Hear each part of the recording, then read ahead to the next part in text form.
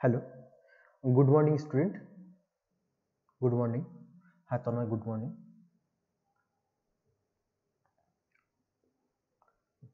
Good morning Ajay.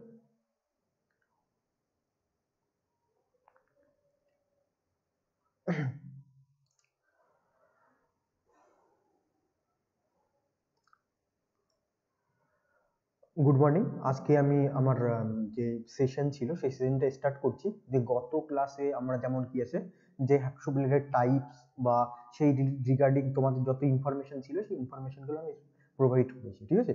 এবার আসবে কি যে আজকে নেক্সট, হ্যাঁ মমিতা গুড মর্নিং।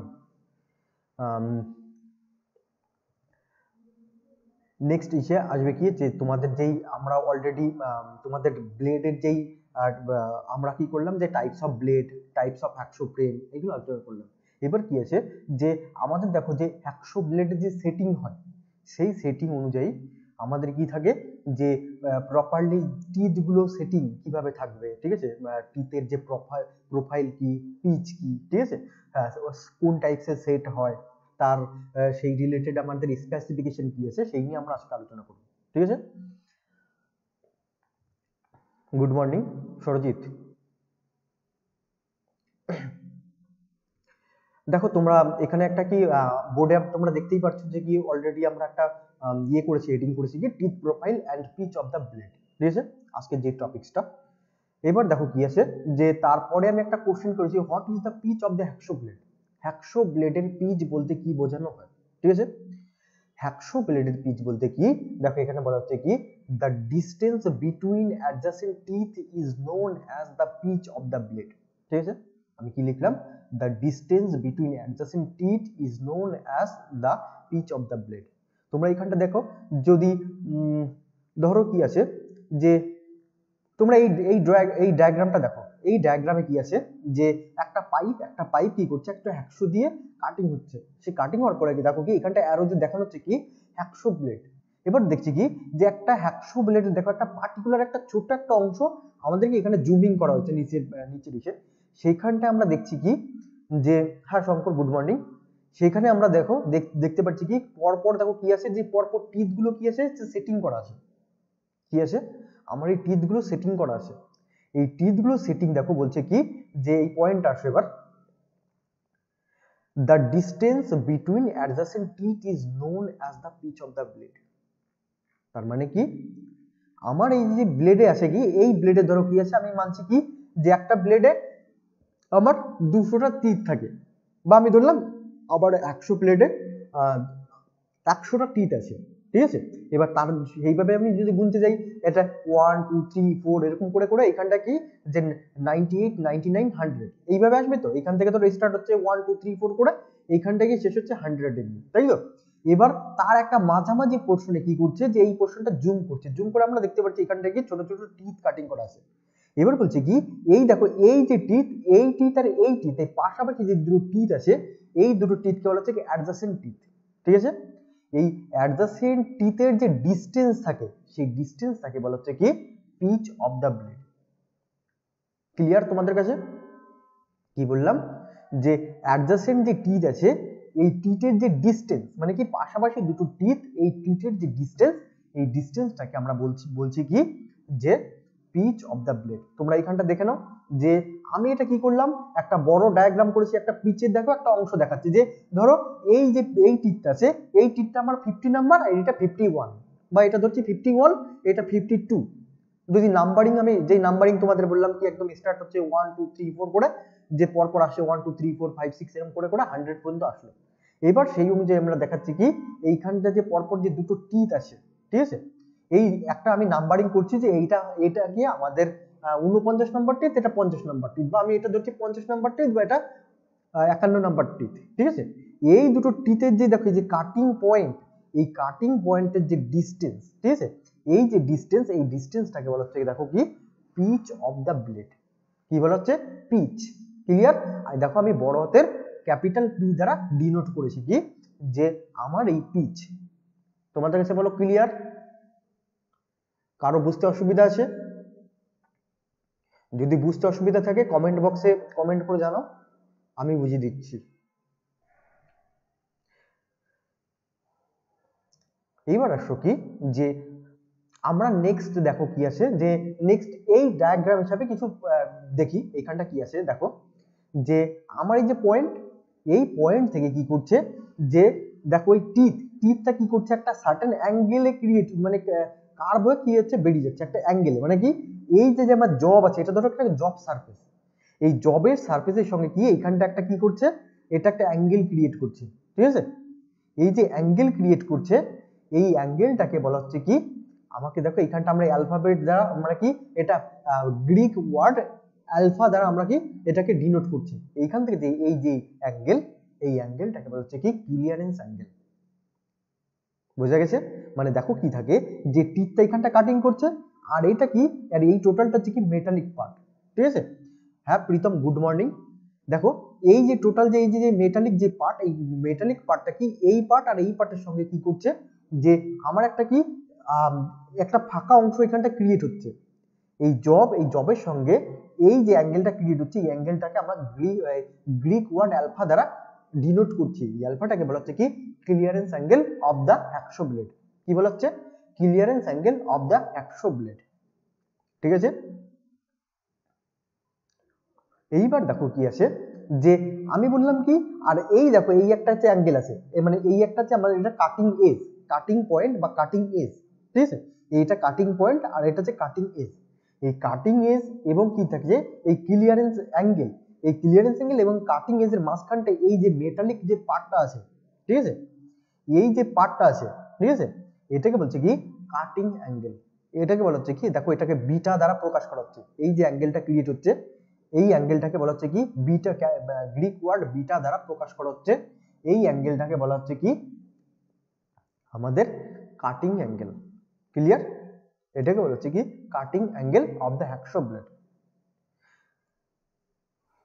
তাহলে আমরা কি কি পাচ্ছি যে জব এবং জবের পরে যে এই যে মেটালিক পার্টটা যেখানে শেষ হচ্ছে শেষের সঙ্গে কি হচ্ছে যেই পার্টটা আমাদের কি যে একটা অ্যাঙ্গেল ক্রিয়েট করছে এই অ্যাঙ্গেলটা আমরা আলফা দ্বারা প্রকাশ করছি এটাকে বলছি আমরা কি ক্লিয়ারেন্স অ্যাঙ্গেল এবার যেটা হচ্ছে ক্লিয়ারেন্স অ্যাঙ্গেল থেকে শুরু করে আমার এখানটা কি যে আমার পয়েন্ট দেখো কাটিং এজের সাপেক্ষে কি করছে একটা অ্যাঙ্গেল ক্রিয়েট হচ্ছে এই যে অ্যাঙ্গেলটা ক্রিয়েট হচ্ছে এই অ্যাঙ্গেলটা আমরা বিটা দ্বারা প্রকাশ করছি গ্রিক ওয়ার্ড বিটা দ্বারা প্রকাশ করছি এটাকে বলছি আমরা কি কাটিং অ্যাঙ্গেল এটাকে কি বলছি আমরা কাটিং অ্যাঙ্গেল এবার দেখো মোস্ট ইম্পর্টেন্ট যে পার্টটাতে আমরা নিয়ে আলোচনা করব এই যে কাটিং পয়েন্ট ঠিক আছে এই কাটিং পয়েন্ট আর কি করছে যে এই দেখো কাটিং পয়েন্টটা কি যেই একটা যে অ্যাঙ্গেল আছে মানে যে ক্লিয়ারেন্স অ্যাঙ্গেল এই ক্লিয়ারেন্স অ্যাঙ্গেলের সাপেক্ষে দেখো একটা অ্যাঙ্গেল ক্রিয়েট হচ্ছে এবং কি যে জবের সাপেক্ষে একটা 90 ডিগ্রি ক্রিয়েট হচ্ছে এইটা কি একটা 90 ডিগ্রি মানে এইটা আমরা কি দেখতে পাচ্ছি এই যেই যে এটা কি এটাতে এই সারফেসের সঙ্গে জবের সারফেসের সঙ্গে এই যে রেখাটা আমরা টানা হয়েছে ইমাজিনারি লাইন এই লাইনের সাপেক্ষে এটা কি 90 ডিগ্রি ক্রিয়েট করে কি করে এটা 90 ডিগ্রি ক্রিয়েট করছে এই 90 ডিগ্রি আর এইখানটা কি করছে যে এই যে ক্লিয়ারেন্স অ্যাঙ্গেলের যে কাটিং এজ আছে কাটিং এজের সাপেক্ষে এইখানটা একটা অ্যাঙ্গেল আমাদের ক্রিয়েট করছে দেখো গ্রিক ওয়ার্ড ডেল্টা দ্বারা আমরা প্রকাশ করছি কি করছি গ্রিক ওয়ার্ড ডেল্টা দ্বারা আমরা প্রকাশ করছি এইটাকে বলা হচ্ছে কি এই অ্যাঙ্গেলটাকে বলা হচ্ছে কি আমাদের rake angle RAKE rake angle তাহলে আমরা টোটাল যে আমরা প্রোফাইল হিসাবে কি পাচ্ছি আমরা টিথ প্রোফাইল হিসাবে আমরা তিনটে প্রোফাইল পাচ্ছি চারটে মেইন ইম্পর্টেন্ট পেলাম যে অ্যাডজাসেন্ট যেই টিথের মাঝখানটা যে অ্যাডজাসেন্ট ডিসটেন্স আছে সেই ডিসটেন্সটাকে বলা হচ্ছে কি পিচ অফ দ্য ব্লেড ঠিক আছে এবার দেখো কি আছে যে এই কাটিং পয়েন্টের সঙ্গে কি করছে যে একটা অ্যাঙ্গেল ক্রিয়েট হচ্ছে যেটা কি এই ফাঁকা অংশ নন মেটালিক পার্ট ফাঁকা অংশ নিচের দিকটা এই নিচের দিকে মানে মেটালের এই যে জবের সাপেক্ষে যে উপরে যে অ্যাঙ্গেলটা মানে মেটালিক পার্টটা একটা মেটালিক একটা লাইন যে ক্রিয়েট হচ্ছে এইটাকে বলা হচ্ছে কি ক্লিয়ারেন্স অ্যাঙ্গেল তারপরে এই যে টোটাল যে মেটালিক যে পার্টটা আছে ঠিক আছে টোটাল যে মেটালিক যে পার্টটা আছে পার্টটাকে যেটা আমরা বিটা দ্বারা প্রকাশ করছি এটাকে বলা হচ্ছে কাটিং অ্যাঙ্গেল আর যেটা কি 90 ডিগ্রি সাপেক্ষে কাটিং এজটা যে অ্যাঙ্গেল ক্রিয়েট করছে যেটা আমরা ডেল্টা দ্বারা প্রকাশ করছি গ্রিক ওয়ার্ড ডেল্টা দ্বারা প্রকাশ করছি এইটাকে বলা হচ্ছে কি আমাদের রেক অ্যাঙ্গেল ঠিক আছে আমরা পরবর্তীকালে যখন সিঙ্গেল পয়েন্ট কাটিং টুল করব তোমাদের সবারই আছে সিজিএল ঠিক আছে অল ট্রেডেরই আমাদের বেসিক টুল হিসাবে কি আছে, যে চিজেল বা আমাদের সিঙ্গেল পয়েন্ট কাটিং টুল, ড্রিল বিট যখন আসে তখন আমরা কি এই পয়েন্টগুলো আমরা পড়বো। মানে কি, যে রেক অ্যাঙ্গেল কত টাইপ হয়, ক্লিয়ারেন্স অ্যাঙ্গেল কত টাইপ হচ্ছে, কাটিং পয়েন্ট গুলো কত টাইপস হচ্ছে, ঠিক আছে, পজিটিভ রেক কি, নেগেটিভ রেক কি, ঠিক আছে, জিরো রেক কি, ঠিক আছে, এই টোটাল আমরা এই পয়েন্ট গুলো পাবো। এবার ক্লিয়ার, এইগুলোকে আমার টিথ প্রোফাইলের একটু মোটামুটি একটা আভাস পেলাম। এবার শিখি আমাদের যে মেইন সাবজেক্ট সেটা হচ্ছে কি pitch, pitch of the blade. দেখো এই যে পিচ, এই পিচটাকে আমরা সাধারণত কি, যে আমাদের অল মেজারমেন্ট আমরা কিছু নিই এমএম এ নিই, মানে মেট্রিক সিস্টেমে আমরা নিই। এবার মেট্রিক সিস্টেম হিসাবে কি করা হচ্ছে, যে এই যে ডিস্টেন্স, এই ডিস্টেন্সটাকে মাপা হয় কিসের সাহায্যে, মেট্রিক সিস্টেমে এমএম দ্বারা প্রকাশ করা হয়। সেই হিসাবে কি হয়, আমাদের যত কি আছে যে পিচ আছে, সেই পিচ গুলো আমরা প্রকাশ করি কি ক্যাপিটাল মেট্রিক সিস্টেম এমএম দ্বারা। কি দ্বারা, মেট্রিক সিস্টেম এমএম দ্বারা।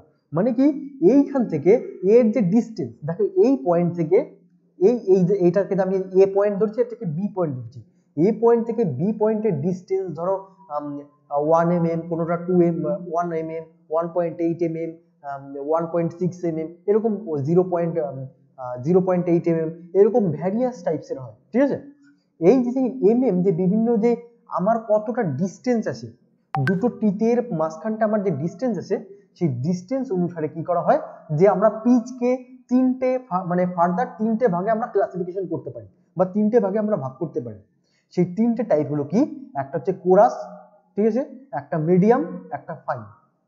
কি বললাম, আমাদের এই পিচের ডিস্টেন্স হিসাবে, পিচের ডিস্টেন্স অনুযায়ী কি করা হয়, আমরা পিচকে ফার্দার তিনটে ভাগে ডিভিশন করতে পারি।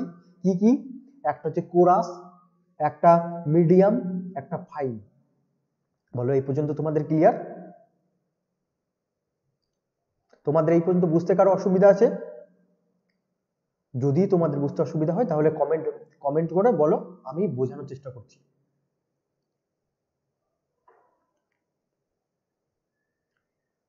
হ্যাঁ সঞ্জিত, গুড মর্নিং। এবার দেখো কি আছে, যে কোরাস ব্লেড, এখানটা বলছি কি কোরাস ব্লেড, এই কোরাস ব্লেডটা কি আছে, যে পিচ, এই পিচ ডিস্টেন্স মানে কি, এই পয়েন্ট থেকে এ পয়েন্ট থেকে বি পয়েন্টের মাঝখানে ডিস্টেন্স কত। যখন আমাদের বলা হয় কোরাস ব্লেড, কোরাস মানে কি, যার টিথ গুলো কি হয়, বড় বড় হয়, মানে যার টিথ গুলো বড় বড় হয়, বা আমরা এরপরে গিয়ে একটা টার্ম করব টিপিআই, টিপিআই মানে টিথ পার ইঞ্চি, ঠিক আছে, মানে একটা হ্যাকশো ব্লেডের টিথের মাঝখানটায় যে মানে 1 ইঞ্চিতে কতগুলো টিথ থাকে, মানে এটা কোন টাইপের, রাফ টাইপের ব্লেড নেই স্মুথ টাইপের ব্লেড, এরকম ভ্যারিয়াস টাইপসের আমাদের বিভিন্ন রকম যে আমরা ইয়ে পাবো, ঠিক আছে, মানে প্রোফাইল পাবো। এবার দেখো বলছে কি কোরাস, কোরাস বলতে বোঝাচ্ছে কি, যেই ব্লেডের ডিস্টেন্স মানে পিচ, এই পিচ মানে এই পয়েন্ট থেকে এই পয়েন্ট যখন 1.8 mm হবে, যখন 1.8 mm বা তার থেকে বেশি, বা আমরা বলতে পারি যে ম্যাক্সিমাম ধরো কি 1.8 mm, আমাদের যেই ধরো টিথ প্রোফাইল গুলোকে কি করা হয়, যে চারটে মেইন ভাগে ভাগ করা হয়। জেনারেলি ভাবে স্ট্যান্ডার্ড ভাবে কি আমাদের চারটে ভাগে ভাগ করা, সেটা কি 1.8 mm, 1.4 mm, 1 mm, আর কি যে 0.8 mm। এবার এর মাঝখানটা এর থেকে কম পিচেরও থাকে, এর মাঝখানটা ভ্যারিয়েশন টাইপের থাকে, কিন্তু জেনারেলি ভাবে আমরা কি এই চারটে টাইপের আমাদের পিচ পাই, ঠিক আছে, মানে পিচ মানে এই ডিস্টেন্স, একটা হচ্ছে 1.8 mm, একটা 1.4 mm, একটা হচ্ছে কি 1 mm, আরেকটা কি আছে 0.8 mm, ঠিক আছে। এবার দেখো কি আছে, যে কোরাস ব্লেড যেটার কি ডিস্টেন্স এই পয়েন্ট থেকে, মানে এ পয়েন্ট থেকে বি পয়েন্টের ডিস্টেন্স 1.8 mm, সেই টাইপসের ব্লেড গুলোকে আমরা বলছি কি, যে এই ব্লেডটা কি কোরাস টাইপসের ব্লেড, ঠিক আছে, এটা কোরাস ব্লেড। এইবার আসছি কি মিডিয়াম ব্লেড বলতে কি বোঝানো হচ্ছে, যার এই pitch distance either 1.8 mm or বা এন্ড 1 mm, মানে কি এর মাঝখানটায় শ্রেণী বিভাগ থাকতেই পারে, ঠিক আছে, যে 1.4 mm কিংবা আমাদের 1 mm, কিংবা আমি বলতে পারি যে 1.2 mm, ঠিক আছে, এর মাঝখানটায় যে ভ্যারিয়েশন থাকবে সেই ভ্যারিয়েশনের ব্লেড গুলোকে আমরা বলছি কি মিডিয়াম ব্লেড। এবারে স্ট্যান্ডার্ড হিসাবে কি বলা হচ্ছে, আইদার এটা 1.4 mm থাকবে, না হলে 1 mm থাকবে, ঠিক আছে। এই মাঝখানটা এই দুটো টাইপসের ব্লেডকে আমরা বলছি কি, যে আমরা মিডিয়াম পিচের ব্লেড বা মিডিয়াম ব্লেড। কারো বুঝতে অসুবিধা আছে? বিজয় কৃষ্ণা, গুড মর্নিং। তোমাদের বুঝতে অসুবিধা আছে কি? হ্যাঁ, তোমাদের এই পেজগুলো গ্রুপে দিয়ে দেবো, ঠিক আছে। বলো, কারো বুঝতে অসুবিধা আছে এই পর্যন্ত? আমাদের কোরাস ব্লেড কি, মিডিয়াম ব্লেড কি, আমাদের পিচ কাকে বলে, আমাদের আলফা কাকে বলে, বিটা কাকে বলে, ডেল্টা কাকে বলে? কারো যদি কোনো রকম ডাউট থাকে আমাকে as soon as possible তোমরা কমেন্ট করো, আমি অ্যান্সার দেওয়ার চেষ্টা করব।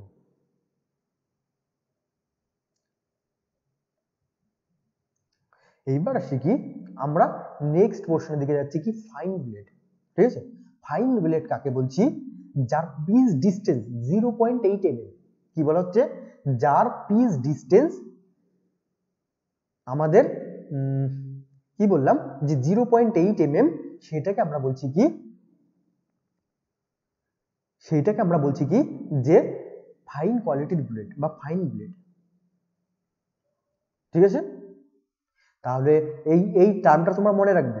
আমাদের কি বলা হচ্ছে, যে 1.8 mm ব্লেডকে কি বলা হচ্ছে, chorus blade, 1.4 mm and 1 mm এর ব্লেডকে কি বলা হচ্ছে, মিডিয়াম ব্লেড, এবং 0.8 mm এর যে ব্লেড আছে সেই ব্লেডকে বলা হচ্ছে কি, ফাইন ব্লেড, ঠিক আছে। তাহলে আমরা পিস সম্পর্কে জেনে নিলাম। এবার এই দেখো, এই যে পিস সিলেকশন, আমরা পিস সিলেকশন যে আমরা কোন বেসিসে আমরা ফাইন ব্লেড নেব, বা আমাদের কোরাস ব্লেডের ইউজ কোথায়, মিডিয়াম ব্লেডের ইউজ কোথায়, ফাইন ব্লেডের ইউজ কোথায়, বা আমাদের কোনো একটা জব দিল, বা আমাদের একটা পাইপ কাটিং করতে দিল, আমরা ইলেকট্রিশিয়ান আছি, আমরা ইএম আছি, আমাদের কি থাকে অনেক রকম, আমাদের হ্যাকশোর ইউজ আছে, আমরা ওয়েল্ডার আছি, আমরা ফিটার আছি, আমরা এমডি আছি, তাই তো। এবার এদের কি থাকে, যে কমন টুল হিসাবে হ্যাকশো। এবার কি থাকে, যে আমাদের মেটাল কাটিং করাই থাকে, আমরা কোন কোন পার্টে বা কোন কোন বিষয়ে আমরা কি এই পিস সিলেকশন নেব, আমরা কোরাস ব্লেড নেব, না আমরা মিডিয়াম ব্লেড নেব, না আমরা ফাইন ব্লেড নেব, কিসের উপর ডিপেন্ড করে আমরা নেব, ঠিক আছে। সেইগুলো দেখো আমরা কি লিখলাম, এখানটা লিখলাম কি, যে পিস সিলেকশন। এইখানটা দেখো লেখা হচ্ছে কি, for soft metal such as bronze, brass, soft steel, cast iron, ঠিক আছে, হেভি অ্যাঙ্গেলস, ঠিক আছে, এক্সেট্রা। এইগুলো কাটিং এর জন্য আমরা কি করব, ইউজ ফর 1.8 পিচ ব্লেড। আমাদের কি বলছে, তোমরা এখানটা দেখতে পাচ্ছ একটা ব্রাশ পিস আছে, আমাদের কি আছে, একটা ব্রাশ পিস, এখানে একটা কি ভাইস একটা ব্রাশ পিস বাঁধা আছে, আর এখানটা আবার 100 আছে, 100 ফ্রেমের সঙ্গে 100 ব্লেড লাগানো আছে। দেখো এটা একটা সার্টেন একটা লাইন বরাবর কাটিং করছে, তাই তো, 100 কাটিং হচ্ছে। তোমরা এই ছবির মাধ্যমে দেখতে পাচ্ছ কি বললাম, আমাদের যখন সফট কোয়ালিটির মেটাল লাইক ব্রোঞ্জ, ব্রাস, ঠিক আছে, আমাদের সফট স্টিল, কাস্ট আয়রন, ঠিক আছে, অ্যাঙ্গেলস, এক্সেট্রা, এইগুলো যখন আমরা কাটিং করব, অলওয়েজ আমরা কি ব্যবহার করব, আমরা 1.8 mm বা আমরা কোরাস ব্লেড ব্যবহার করব। বলো, এই পর্যন্ত বুঝতে কারো অসুবিধা আছে? আমরা কোরাস ব্লেড তাহলে কখন ব্যবহার করব, যখন মানে কি দেখো, যদি এর টিথ গুলো বড় বড়, আমরা কি বললাম, এর টিথ বড় বড়, এবার যদি আমি টাফ মেটাল কাটিং করি বা কোনো হার্ড মেটাল কাটিং করি, তবে কি হবে, যে হ্যাকশোর যে টিথ গুলো আছে সেই টিথ গুলো কি হবে, ভেঙে যাওয়া একটা প্রবণতা থাকে। সেই কারণে কি থাকে, যে এই ভেঙে যাওয়ার প্রবণতা থাকে যখন হার্ড মেটাল কাটিং করব। এবার যখন কি হয়, আমাদের সফট মেটাল, এগুলো তো সফট মেটাল কি অলওয়েজ দ্রুত কাটিং হবে। এবার আমার যত সফট হবে, মানে মেটাল সফট হবে, তত কি হবে, যে আমার টিথ গুলো আমরা বড় করতে পারবো। বড় করলে কি হবে, ইজিলি দ্রুত কাটিং হবে। সেই দ্রুত এবং ইজিলি কাটিং এর জন্য, যাতে আমার 100 ব্লেড গুলো লংজিভিটি বাড়ে, সেই কারণে আমরা কি করি, ইউজ করি কি, যে 1.8 mm বা কোরাস ব্লেড আমরা ব্যবহার করি কি, bronze, brass, soft steel, cast iron, heavy angles cutting এর ক্ষেত্রে।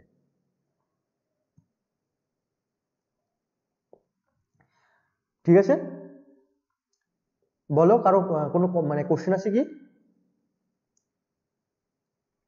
আচ্ছা, এইবার আসছি কি, যে আমরা নেক্সট পোর্শনে আসি। নেক্সট পোর্শনে দেখো কি লেখা আছে, for tool steel, high carbon steel, ঠিক আছে, high carbon steel, hard steel, ঠিক আছে, হাই স্পিড স্টিল বা এই এই যে স্টিলগুলোর নাম বললাম, টুল স্টিল, তারপরে হাই কার্বন স্টিল, তারপরে হাই স্পিড স্টিল, ঠিক আছে, এইগুলো কি আমাদের কি অলওয়েজ হার্ড মেটাল। কি মেটাল? এইগুলো হার্ড মেটাল, ঠিক আছে। এইগুলো আমার কোন কোয়ালিটির স্টিল? এগুলো হার্ড স্টিল। যখন আমরা এই হার্ড স্টিলগুলো কাটিং করব, ঠিক আছে, সেই হার্ড স্টিল কাটিং করার জন্য কি অলওয়েজ আমরা ব্যবহার করব কি, যে 1.4 mm পিচের ব্লেড। যদি আমাকে এখানটায় ধরো এটা কি আছে, যে হেভি ব্লকের একটা মেটাল, একটা ভাইসের সঙ্গে একটা কি হেভি মেটাল বাঁধা আছে, ঠিক আছে, মানে যেটা কি যে হাই কার্বন স্টিলের, যেটা সেই এই কোয়ালিটির, যেই দেখো হেভি মেটালিক ব্লক, ঠিক আছে, এই টাইপসের আমরা যখন মেটাল কাটিং করব তখন আমরা ব্যবহার করব কি 1.4 mm পিচের ব্লেড বা মিডিয়াম ব্লেড। এবার মিডিয়াম ব্লেড দু টাইপসের হয়, একটা 1.4 mm, একটা 1 mm।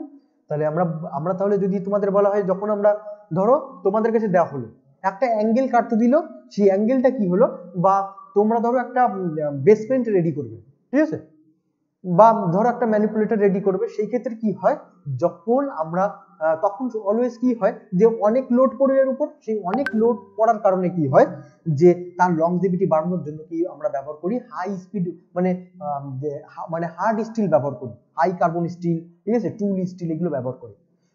বা যখন ধরো বললাম কি আমাদের কোনো টুল ক্রিয়েট করা লাগবে বা তৈরি করা লাগবে, তার মানে কি ধরো আমরা কি করছি, বিভিন্ন কাজ করছি, কাজ করার পরে কি করছি, যে আমাদের কোনো টুল খারাপ হয়ে গেল, আমরা ধরো কি করছি, যে একটা ধরো ডিভাইডার কিংবা আমরা ধরছি স্ক্রাইবার, এইগুলো কি, এইগুলো আমাদের কি হ্যান্ড টুল, তাই তো।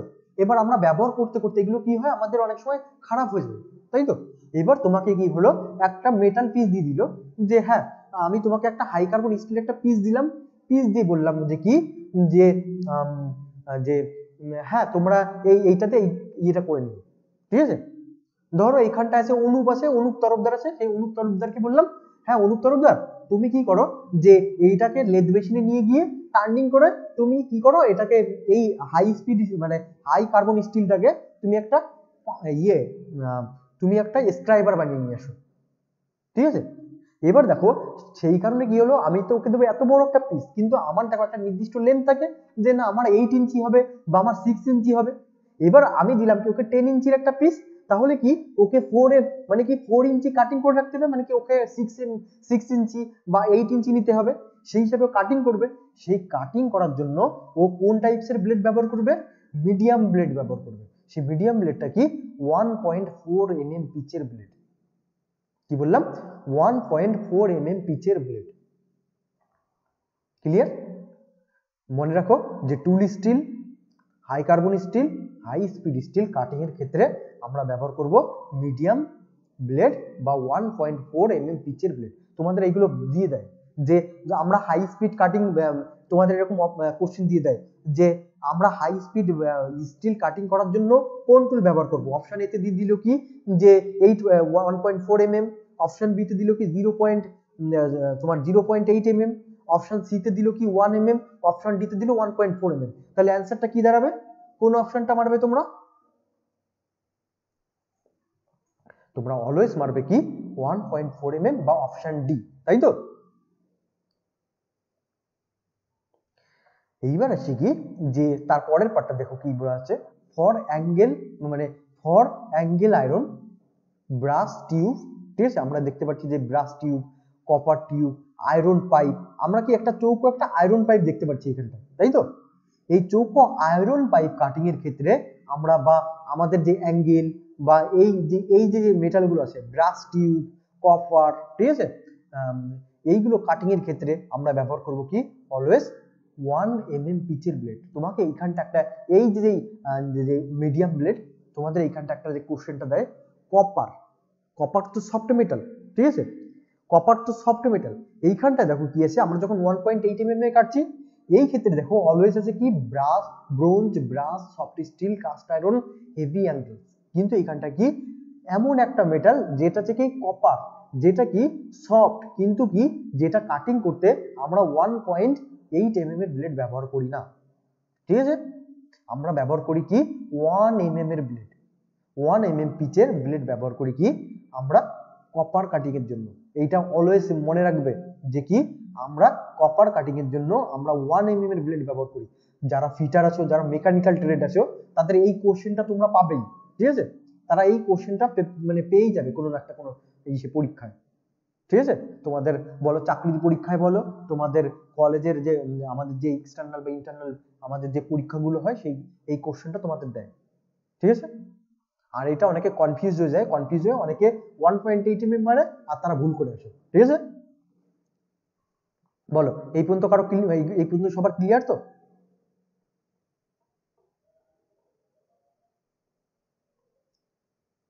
এই পর্যন্ত সবার ক্লিয়ার তো?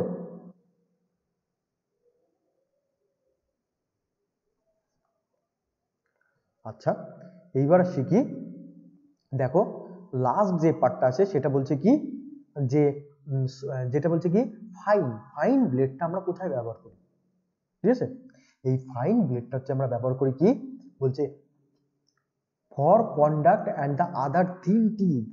যখন আমরা থিন টিউব বা সেই রিলে বা শীট মেটাল ওয়ার্কের ক্ষেত্রে আমরা যদি 100 ব্লেড ব্যবহার করি, সেই ব্লেডটা হয় কি আমাদের 0.8 mm পিচের ব্লেড। দেখো কি এইখানটা একটা থিন পাইপ আছে, একটা পাইপ আছে, সেই পাইপটা আমরা যখন কাটিং করব, সেই কাটিং করার সময় দেখো যে এর একটা দেখো সার্টেন একটা পার্ট নিচ্ছে, সেই পার্টে দেখো কতগুলো টিথ আছে, কত ছোট ছোট টিথ আছে, ঠিক আছে? এটা দ্বারা বোঝাচ্ছে কি এটা ফাইন ব্লেড, ঠিক আছে? ফাইন ব্লেডের সাহায্যে আমরা কি কাটি যে thin tube sheet metal working এর ক্ষেত্রে কি আমরা ফাইন ব্লেড বা 0.8 mm পিচের ব্লেড ব্যবহার করি।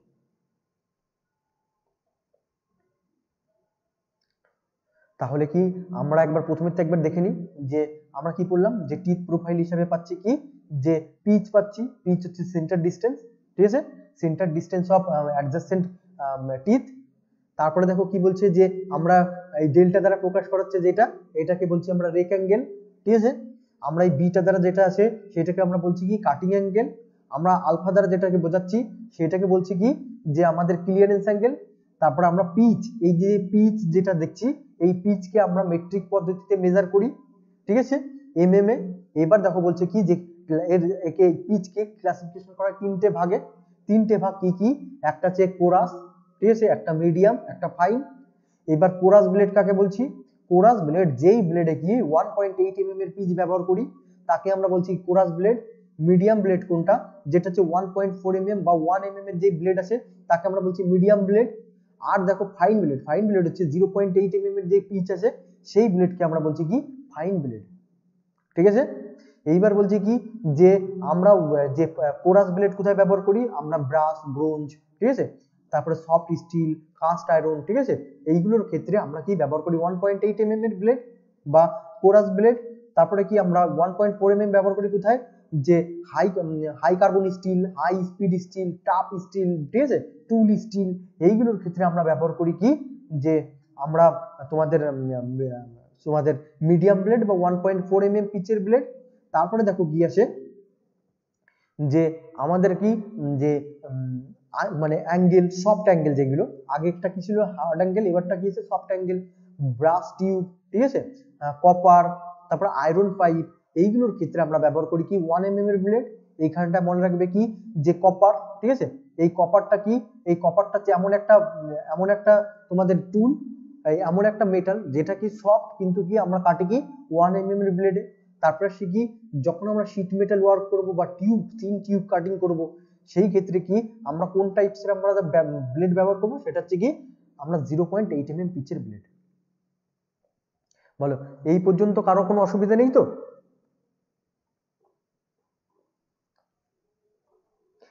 নেক্সট কোশ্চেনে আসো কি যে যে teeth setting, what is teeth setting.